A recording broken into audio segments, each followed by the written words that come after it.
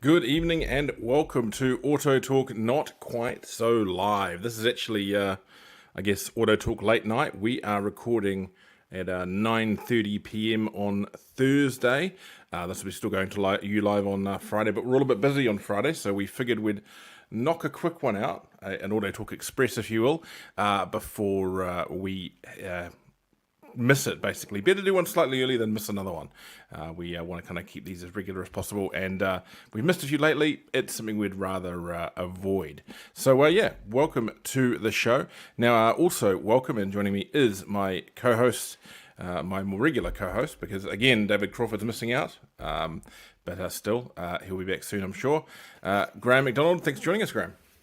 It's all my fault, Richard. Hi, how are you? And good evening, everyone. Good morning when you're watching. It's all my fault. We've got a really busy day planned on the dealership tomorrow. Lots of cars arriving. The weather's been pretty average up in Auckland, if you're not watching this in the sunny climes of North. And so they've released. And so I have an absolute ton of stuff tomorrow to get done. So let's do it tonight instead. The news is not old. Yes, and of course I'm off to India on Saturday, so I have family duties to deal with before that, as you do when you go away on an international trip on a relatively short notice. You say that like you're just going to get a bus across the city ringing. I'm just going to go to India on Saturday and, get a show knocked out in the meantime. Yeah, well, it's all automated these days, isn't it? I mean, we've got a magazine to do somewhere in the middle there as well, so yeah, we do. It'll work. Yep, exactly. And yes, we, as we mentioned, had our wee road trip over the weekend down to Wellington Pubs North in the Ford Mustang Mach-E. Graham, I get the impression you're not that big of a fan of the car. I quite like the car, but my backside is certainly feeling a little bit the worse for wear from the seat. I will admit that it was an interesting ride from that perspective. Yeah, and look, I don't make any secret of it. I actually, there's a lot of EV products I really do like and actually quite aspire to. The Mach-E is not one of them. And I went into it with an open mind. I wanted to like it. I've been told I had to like it. It's got the right badge in the front. But there are a number of different, what I would call design and ergonomic issues that, for me, just didn't make it work. And I think... I don't know. Look, if you're a Ford buyer and you like the idea, go ahead, buy one. Fantastic. But to me, it just didn't tick the right boxes at all. Not least to make it clear, as far as an EV goes, it did all the EV things well. Yes, it did. It charged pretty well. The range was pretty good. The guessometer was pretty solid and conservative, I think, almost a little too conservative. We did have some fun with the adaptive headlights, but I have actually put that out to Ford to just have them check the car because I felt that their performance was below what I've experienced before, and so I'm wondering if there's something up with that particular one. So we'll be interested to see. But of course, we'll have a video coming out soon on that with a fantastic introduction that I kind of think just is the perfect like audition tape for any TV executives out there wanting to build another New Zealand motoring show. Not that any of those haven't failed before. But a little bit Top Gear-esque, a little bit Clarkson and May. Well, I don't know. Are you May or are you Hammond, Graham? I'm not going to answer that one, Richard. You can take your own take on that. But doesn't Hammond drive a Mustang too? Oh God, no. It's just all a bit too much. I'll tell you what's really interesting, Richard. I know that you want to talk about and develop on this, but have we got to the point with the EVs now where we no longer have to like it because it's an EV? The fact that it's an EV is no longer a prerequisite to be a wonderful, new, exciting product. We now can view them as regular cars. And in the regular motor vehicle field we're all used to, we've seen great vehicles, and we've seen some that have been utter duds over our years. And I think it's a really healthy sign that we can now talk about them and forget about the fact that it's an EV. Well, of course it is. Let's talk about what the car actually does for people and how it actually operates and functions and the stuff we do and we don't like. And I think that's actually really, really healthy. Yeah. And of course, on that trip, we would actually look at a couple of very little EVs, the Mitsubishi EKX. EKX Cross. Cross. EKX EV. It's not an EKX Cross, EKX EV. Okay. Which I thought was a really cool little car. Super practical.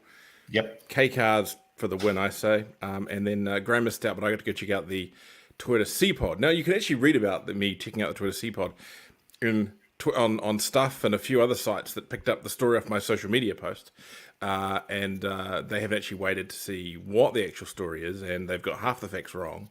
But that seems to be run of the mill. So, I have a story going out over the weekend with the full actual details around the CPod and the EKX. So, hopefully people, if you're subscribed to EVs and Beyond, or we will have it on AutoTalk eventually as well, you can actually read the real story there rather than going through certain other websites that have just kind of gone a bit hit and miss when reporting off a social media post. But that's okay. That's okay. That is the way it goes sometimes. Now, just next week in India, I am going to attempt to do a live stream. I guess you'd call it, in harking back to Top Gear, the AutoTalk Live India special. I will get up hopefully at 3:30 in the morning in Mumbai to speak to you guys back in New Zealand, and maybe have a little bit of video and a little bit of interesting stuff to share with you back home as well. What you're going to do is record it from the back of a Hindustan ambassador taxi. There's a challenge for you.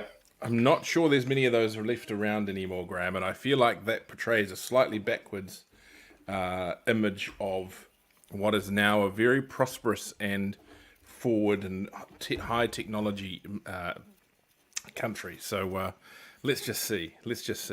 We've recorded from the back of a Suzuki Hustler, Richard. We have no boundaries.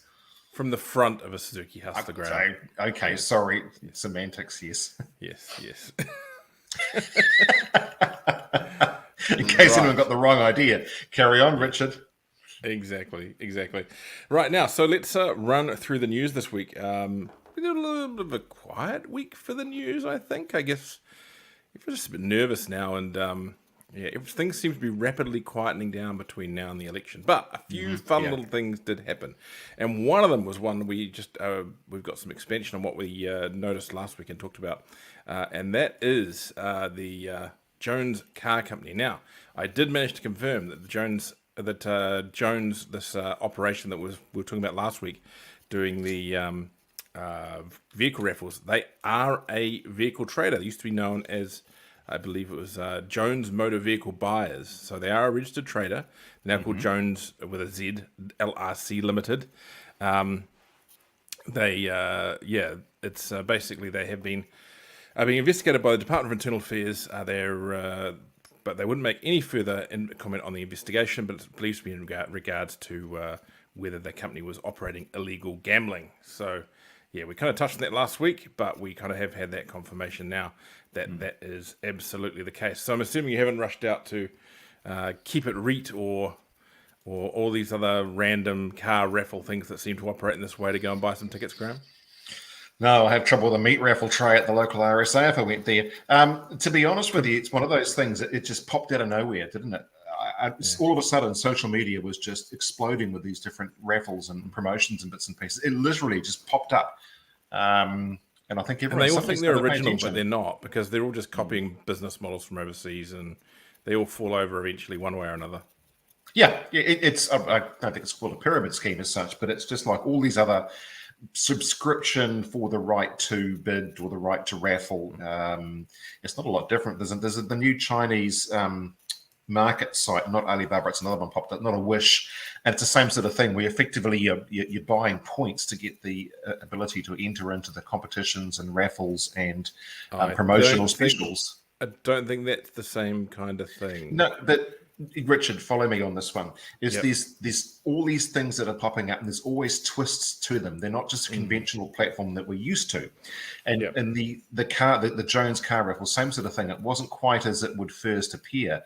And I think we're becoming a little bit more, should I say, naive in our social media world about all these different things that are opportunities, and we fail to put we take the blinkers off, as it were, to see what's actually behind them. And people get caught.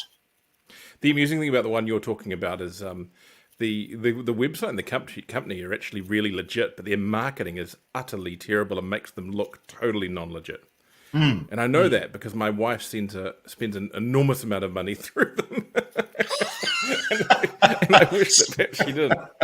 But she Sprung, does right. get the products that she buys, and they arrive in good time, and blah blah blah. But yeah, their website and their marketing with those spinning wheels and stuff look absolutely hilarious. Right, now let's move on to something slightly less hilarious, and that is a ship carrying 3,000 cars is on fire. And when I say on fire, it's still on fire. The Fremantle Highway cargo ship heading from Germany to Egypt with nearly 3,000 vehicles caught fire off the Dutch coast, with one crew member dead and several injured, and some others jumping overboard. So Reuters reporting the Indian embassy in the Netherlands saying in a local social media post the fire had resulted in the death of an Indian seafarer and injuries to the crew, while Dutch broadcaster NOS earlier reported the entire crew was Indian. The Dutch Coast Guard says on its website the fire cause is unknown, although Reuters says a Coast Guard spokesperson told it the fire began near an electric car among about 25 of 2,857 vehicles on board. Rescue ships reportedly sprayed water on the ship, which was attached to a salvage vessel to prevent it drifting, while a rescue helicopter took some of the 23 crew off the ship.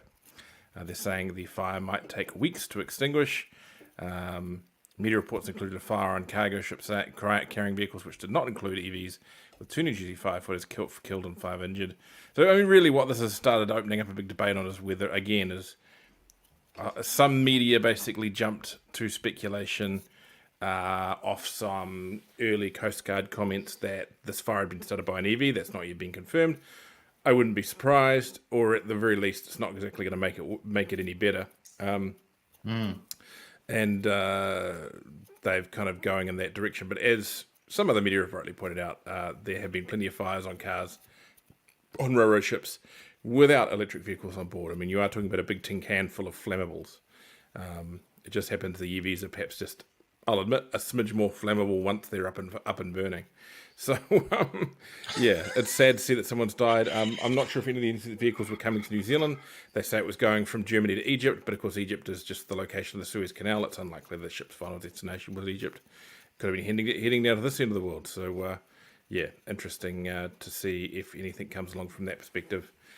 Well, the concern there is not so much the ship itself, but insurance. And we know the hue and cry that occurred after the last vessel with, and again, tell me if I'm wrong, Richard, whether it was allegedly otherwise a fire had started with an electric vehicle, and then obviously the blaze is impossible to put out on the deck itself, and then the fire spread from there. And so, from an insurer's perspective, the big issue for the ship owners, as it were, or the charterers, is not the carriage of the vehicles, but the ability to obtain insurance. And as I understood it last time, it was becoming a very sketchy issue amongst a lot of the major ro-ro operators or the owners, as far as their insurer is concerned. This again, unless it's proven to be that it was not an electric vehicle that caught fire, it just once again, and a bad pun I know, it flames the fires of insurance companies looking at this and putting onerous conditions, if not absolute outright bans, on the shipping of electric vehicles. And we've talked about it before in the industry, and the fear is that this might actually now be the tipping point.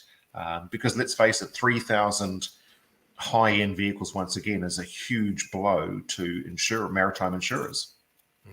If I had a wild guess, I would suggest that it probably didn't start with an electric vehicle, but once there is a blaze going and an electric vehicle is in that blaze, and it gets up to a few hundred degrees, then there's not a lot that's going to stop that battery running away, unfortunately, and you're going to end up with an exacerbated fire, definitely.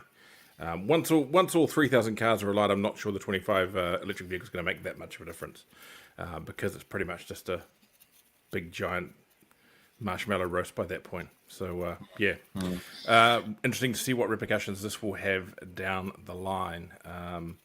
Yeah, I'll wager now, not good. Yes. Now, on to people joining places. Healy joins Mitsubishi Motors New Zealand as dealer development manager. Experienced automotive industry executive Conrad Healy has announced his appointment on LinkedIn as the newly appointed National Dealer Development Manager for Mitsubishi Motors New Zealand Limited. Healy was formerly a market analyst for Inspire Growth Partners, which provides in-house marketing support for the Hyundai, Renault, and Isuzu brands distributed by AutoDrive Holdings. He told AutoTalk that being domiciled in Wellington meant the career opportunity at Mitsubishi Motors New Zealand was one that he could not overlook, and he is looking forward to working with the brand's dealership network. Healy began his automotive career in 1995 and since worked for Ford Credit, Ford Motor Company, Capital City Ford, Hoffman Ford, Fleet Partners New Zealand, and Hyundai Motors New Zealand. Now, he gets to work at a building which has the greatest ceiling in the history of the New Zealand automotive industry. Todd Park is a really interesting building, and also a really great time there. And they've been doing made a lot of appointments. I think they're doing a little bit of rebuilding, refocusing, reshuffling since the departure of Dan Cook, their previous chief operating officer. I was in there the other day. It's a good team, and that's just another great addition to the group. And always good to see someone with actual dealer experience at the distributor level. I think it's really important that you have that in there sometimes. Now, on to some other people having their jobs reshuffled. And Graham, be nice. Associate Transport Minister resigns, and that is the most downplaying headline of the week on this story, I suspect. Spoken like a true bureaucrat. Yes. Well, I mean, look, we have to look at our very thin slice of this issue. It's not a broad issue. Of course. Kerry Allen's ministerial duties will be reallocated following her much publicised crash, arrest and resignation of her ministerial roles. Prime Minister Chris Hipkins says Allen's alleged actions are inexcusable and that he'd been advised that Allen was experiencing some extreme emotional distress at the time of the incident. Her recent personal struggles with mental health have been well documented, and it appears some of those issues came to a head yesterday. So for those who don't know, she had a few too many drinks. She allegedly had a few too many drinks. She allegedly crashed into a parked ute on Evans Bay Parade, and then she allegedly did not want to go with the police. So if you don't know this story already and you're watching this, you need to get better news sources, to be honest, because this was plastered all over every possible outlet in New Zealand over the course of the last couple of days, and it's still being relitigated now. Probably more importantly, Richard, is what this means for the industry in terms of Damien O'Connor being pulled in as part of that portfolio. And once again, with the meter running now, what are we up, 3 weeks or 4 weeks till the house rises now? Is it 3 weeks? It calls into question from Transport's perspective just how much work can now be done in that sector with yet another ministerial or associate ministerial change. What does this mean for this? Is we just in a state of flux, or is it going to be one of those sort of damn the horses, get everything done now, no matter how good, bad, or indifferent it does, with the degree of inexperience? And I don't mean that in a cabinet sense, but the degree of inexperience in the portfolio that we now have. Yeah, well, I guess the key question is whether the exhaust emissions rule will get over the line. I mean, nothing else is really happening for transport in that space other than the exhaust emissions rule. And if it was to get through before the election, then it throws some really tight deadlines in the way, particularly for, I think, new vehicles more than used, with the first deadline starting around February next year. My suspicion, and from what I'm hearing around the traps, is it is looking less likely it will happen now than it was a few weeks ago. And part of that's come down to what we're hearing is quite an actual slight change in direction from Ministry of Transport officials, who seem to be a lot more willing to talk and discuss the issues again.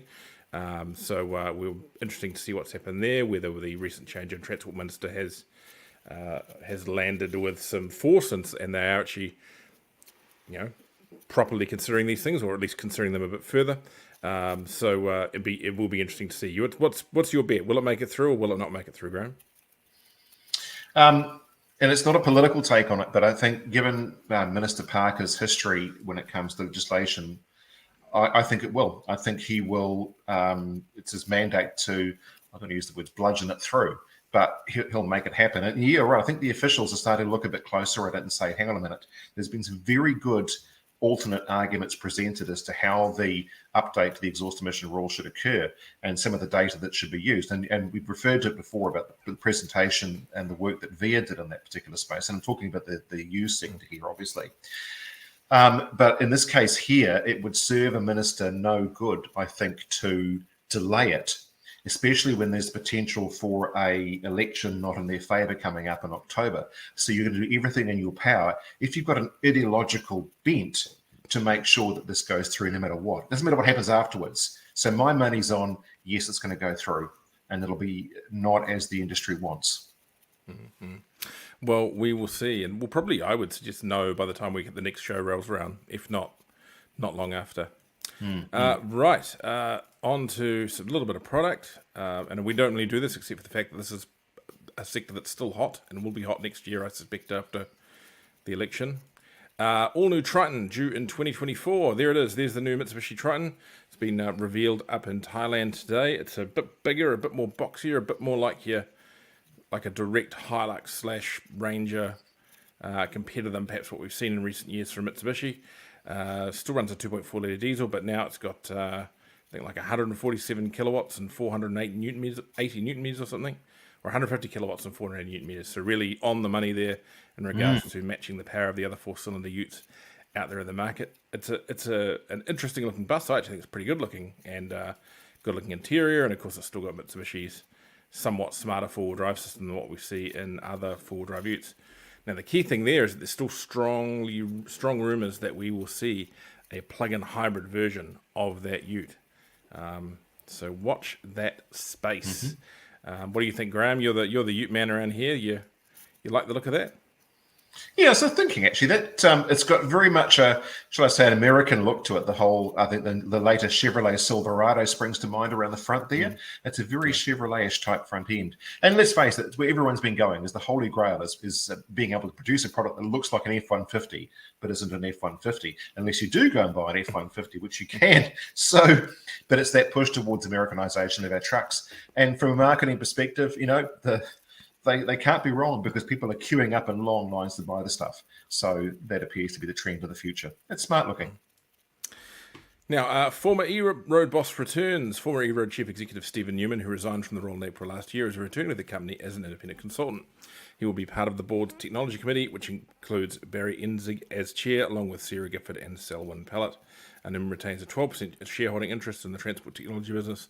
In his new role, he'll help guide the company's new strategy. You can read more about that over on Transport Talk. I think it's been an interesting time for E-Road. They are a fairly big player both in the automotive industry in New Zealand, the transport industry, and of course just simply in interesting listed companies in New Zealand. There aren't that many of them these days, and they are quite a go-forward technology company.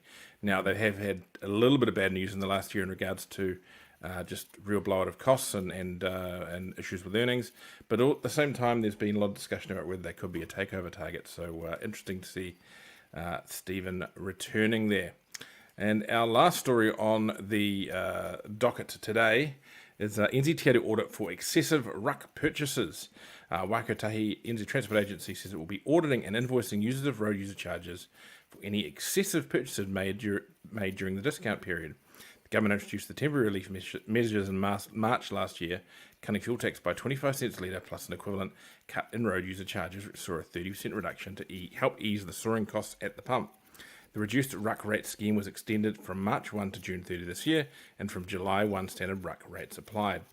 Waikotahi will be checking for any unusual or excessive purchases of discounted ruck. If you bought too much ruck at the discounted rate and haven't bought a new ruck licence by 31st of July 2023, Waikotahi can send you an invoice to charge you the standard rate for all the excessive ruck, the Transport Agency says. Now that's an interesting one, I think, because basically they're saying you can legally buy ruck, but don't you buy too much. We can't tell you exactly how much too much is, but if you buy too much, we might look at you and go, "You've been a naughty boy," and pay and send you an invoice for more. That seems a little bit odd. Yeah, I don't like that at all. Actually, and look, if you regularly do 15,000 k's per annum in your diesel truck, and you bought 150,000 k's of ruck, well, yeah, okay, sure, yes, but where is too much enough? And for a lot of people, they can't determine exactly what sort of mileage they'll need. If you have a carrot dangling in front of people, you say, here's an incentive, we're going to make it a little bit cheaper for you. Of course, people are going to forward purchase their ruck, and people are probably going to purchase a bit more than they would normally because, let's face it, it's at a reduced rate. What are you going to do? So what's the angle going to be if somebody purchased, say, 10,000 Ks more than they would normally, or 5,000 Ks more? Or they could argue that they were going to use it because there was a thing they were going to do in the South Island, and the thing didn't happen, and now they've got the excess ruck. How are you going to measure that, and how are you going to, more importantly, legally judge that? I'm not sure this is going to work out well. Yeah, I wonder if any dealers might be looking at their stock a little bit nervously, particularly stuff maybe they pre-registered at the time of the clean car discount change and they've got to sit on for a while, or or cancelled orders because of clean car that didn't quite make it in time, and they've gone and slapped 5,000-10,000 K on it at the customer's request, or simply because that's what they want to have sitting on their fleet cars? Or do they have to go and then chuck an extra 1,000 K on it before July 31st to make sure they don't get hassled? I mean, it's a bit of a messy one. I feel like this is almost just a bit of a hollow threat just to give people a scare and make sure that they go out and do what they're supposed to do, I guess. I don't know. It's the same old story, isn't it? Where sometimes the compliance costs more than just letting it ride. And by the time you spend out sort of 4 or 5 different inspectors of NZTA trawling through everyone's bloody ruck record, how much is that going to cost versus the clawback? Again, look, if you've got somebody buying a couple of 100,000 Ks over, yeah, sure, that's not in the spirit of it. And we saw that back with the idea of COVID and the repayments back of your COVID benefits. But yeah, I don't like the smell of this. And I certainly don't like the idea that there were no parameters, no absolutes given at the time about what actually constituted fair use, given that people's uses, it does. People's use changes. Yeah. And if you did it, good on you, as far as I'm concerned. I'm saying nothing. Yeah, exactly. Yeah, how many kilometres do you have sitting on your Volkswagen at the moment, Graham? Not as many, because I burnt up 1,000 yesterday on the road, believe it or not. So that sort of did my chips in. A little sneaky saute down to Wahoo and back. Don't ask, long story. But no. A road trip in an old, used, beaten up Volkswagen diesel, and you only burnt ruck miles? I burnt lots and lots and lots of oil too. 200,000 K Volkswagen Tiguan. I'm living the dream, right? Exactly. So imagine NZTA look at my road user and say, you know what? Good luck to you. You deserve it. Have it.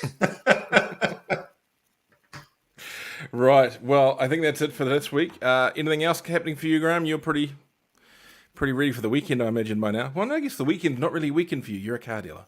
I'm a car dealer. That's right. There's no such thing as weekends. I was going to say, though, that we were talking only last Friday about the market being in the doldrums over the school holidays, and it was. July was a pretty icky month for the trade. Everyone I spoke to was talking about the fact that buyers have deserted the showrooms, the new sector was quiet. The guys that we know in our local area, everyone was saying the same thing. Well, I can report that pretty much at the stroke of midnight, when our little cherubs went back to school again, the market has actually opened up a wee bit, and it's actually been I'd say a very good week.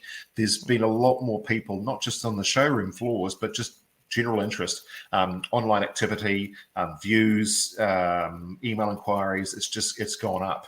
And I suspect that July school holidays, people either went away or hibernated probably more than we thought they would. And it's just nice to see them back again. So hopefully that sets us up for a reasonable 7th August, because honestly, we needed it after the performance of July. Yeah, well, the July numbers, no matter what, are going to be crap. And we'll definitely see that on the morning of Tuesday the 1st. We'll get the numbers through, and we will have them here at AutoTalk as early in the day as we can, which means me probably getting up at about 4 in the morning in India.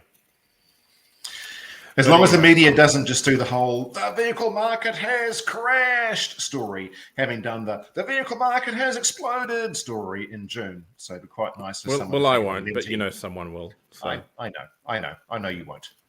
Yeah, I'll put out a social media post they can copy. Good luck to that one.